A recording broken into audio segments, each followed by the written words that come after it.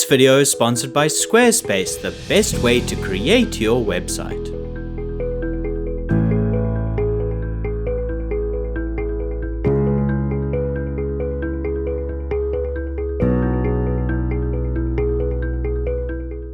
Across contemporary screen musicals, cinematographer Alice Brooks has established a look defined by textured anamorphic lenses, delicate softness, vibrant palettes, and an instinct for placing emotional performance at the very heart of the image. In this episode of Cinematography Style, we'll explore how Brooks's long-standing collaboration with directors like John M. Chu shaped her work, examine the philosophy behind her camera work, and unpack some of the technical tools she uses to craft her images by balancing spectacle with intimacy on some of the largest musical productions in recent years. Brooks is something of a specialist in musicals. She and director John Chu have known each other since their college days where they studied together at USC. They first collaborated together on Chu's 2002 student musical short, When the Kids Are Away. Although she has worked consistently since the early 2000s across a wide range of genres, her recent large-scale musicals, including In the Heights, Tick Tick Boom, and Wicked, provide a particularly clear window into her recent visual style. While musicals are often associated with spectacle, wide shots, choreography, and production design, Brooks approaches them from a surprisingly intimate angle. John Chu and I approach musicals in the same way Lin-Manuel Miranda and I approach musicals is definitely from the inside out rather than the outside in. So the close-up is everything. And finding a lens that can create the close-up that pulls something extra out of the character that has that magic. The close-up operates as more than just coverage, it's the emotional anchor of the scene.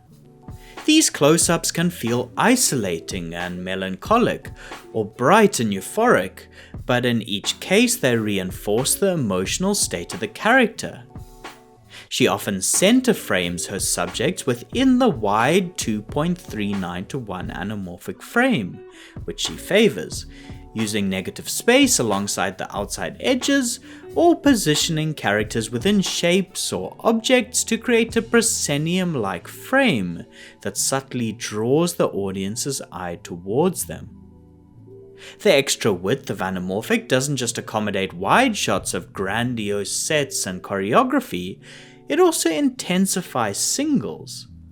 A character placed dead center, surrounded by a soft background, creates a tangible emotional connection with the audience.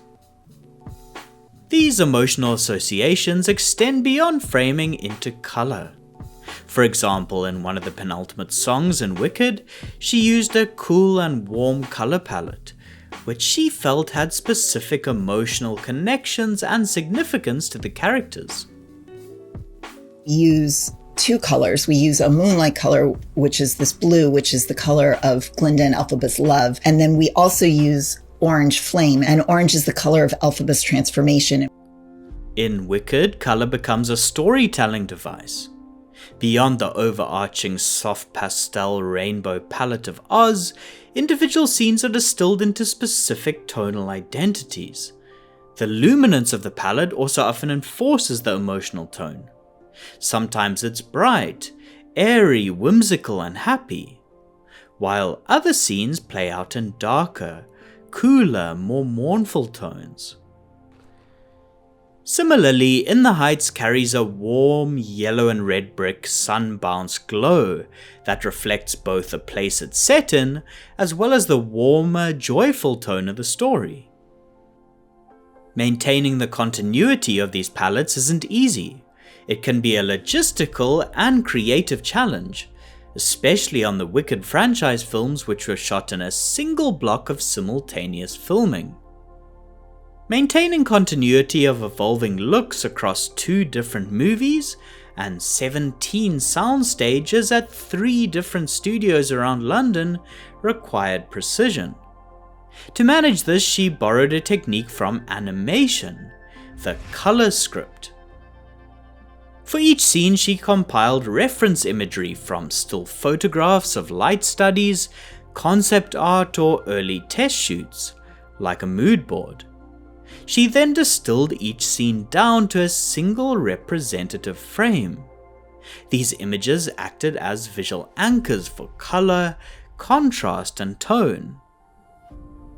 Placed together on a wall, they formed a visual roadmap of the entire film. Stepping back allowed her to see an overview of the emotional rhythm of the movie as a wash of color, ensuring the palette evolved cohesively as locations, time, and mood shifted in the story. Before we dive into the technical tools, especially the lenses that Brooks uses to achieve this softness and texture, I'd like to thank Squarespace for sponsoring this video. If you want to work in the film industry as a freelancer like a cinematographer, having a professional website is essential. Squarespace gives you the tools to build one easily. You can choose a style that's right for you by selecting from elegant templates and smart design features. Then use their video and image galleries to upload samples of your work that you can use to showcase your portfolio and get new clients. You can try it out for free at squarespace.com, and when you're ready to launch, head to squarespace.com/indepthcine to get 10% off your first purchase of a website or domain. A defining component of Brooks's recent cinematography is her love of anamorphic lenses, particularly those from Panavision. While she has used spherical lenses in her previous work, she often gravitates towards 2x anamorphic glass, such as Panavision's G-series anamorphics, which she has used on multiple projects, and more recently the 1.3x squeeze Ultra Panatar 2s, which were designed specifically for Wicked. Anamorphic lenses expand the horizontal axis of the frame, allowing for larger ensemble compositions, ideal for giving scope to large crowds and musicals, while also creating a distinctive separation between foreground and background to emphasize those emotional close-ups. Brooks is especially drawn to their texture. I wear contact lenses and I do have an astigmatism. The first 2 hours of a day I don't put in my contacts, and I love not being able to see things crisp, and I love the softness on the edges. I guess that's what we did, which was create the way I wanted to see and John Chu wanted to see Oz with these lenses. If you look at this chart of Panavision lenses, it's clear that she prefers anamorphics that combine higher contrast with a more gentle edge softness. The G series, which are partly modeled on the older C series but with updated coatings and mechanics, offer this look.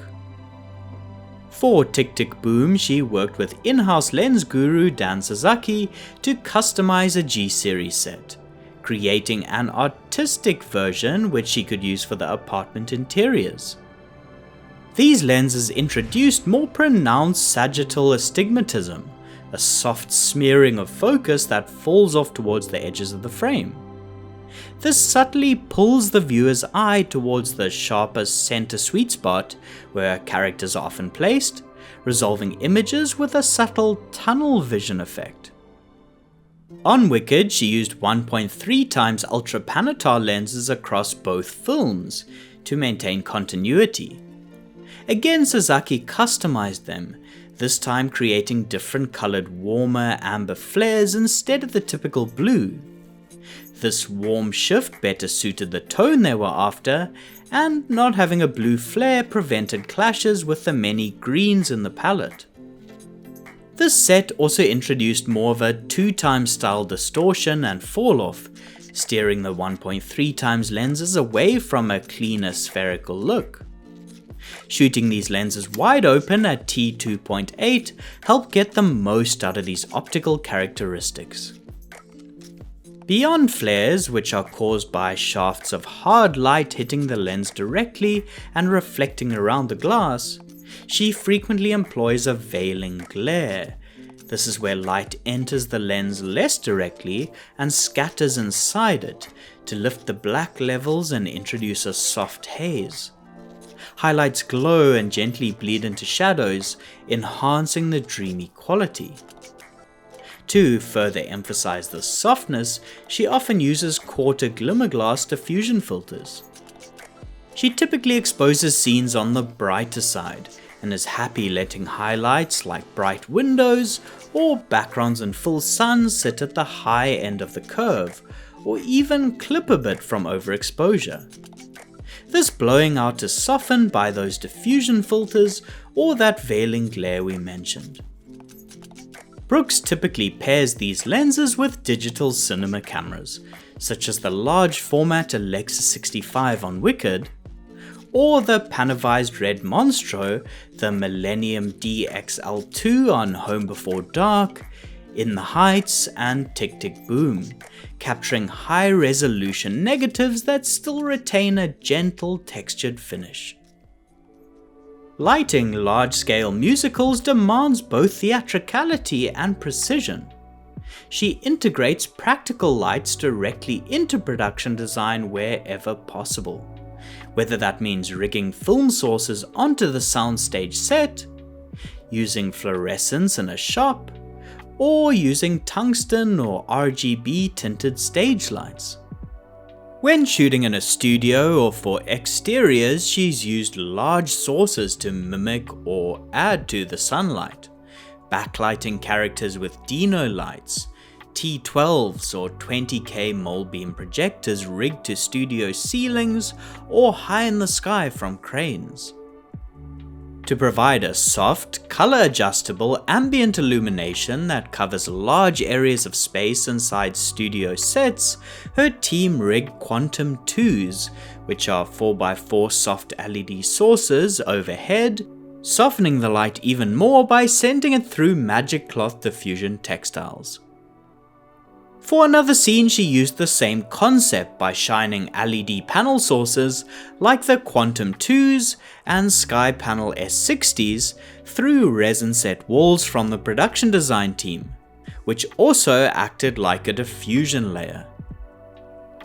Her team connects all the lights to a dimmer board, which allows her to do subtle lighting cues during takes, gently shifting intensity or color temperature mid-performance as you would on a stage production. The result is a world that feels alive and expressive, yet is still soft, intimate, and emotionally dialed into the story.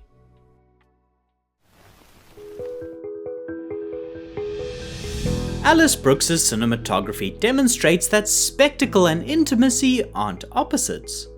Through anamorphic compositions, emotionally coded color palettes, customized optics, and soft expressive lighting, she crafts musicals that feel both grand in scale and deeply personal. That brings us to the end of this video. Thank you to all of you for supporting the channel, especially those loyal supporters on Patreon. Otherwise, until next time, thanks for watching and goodbye.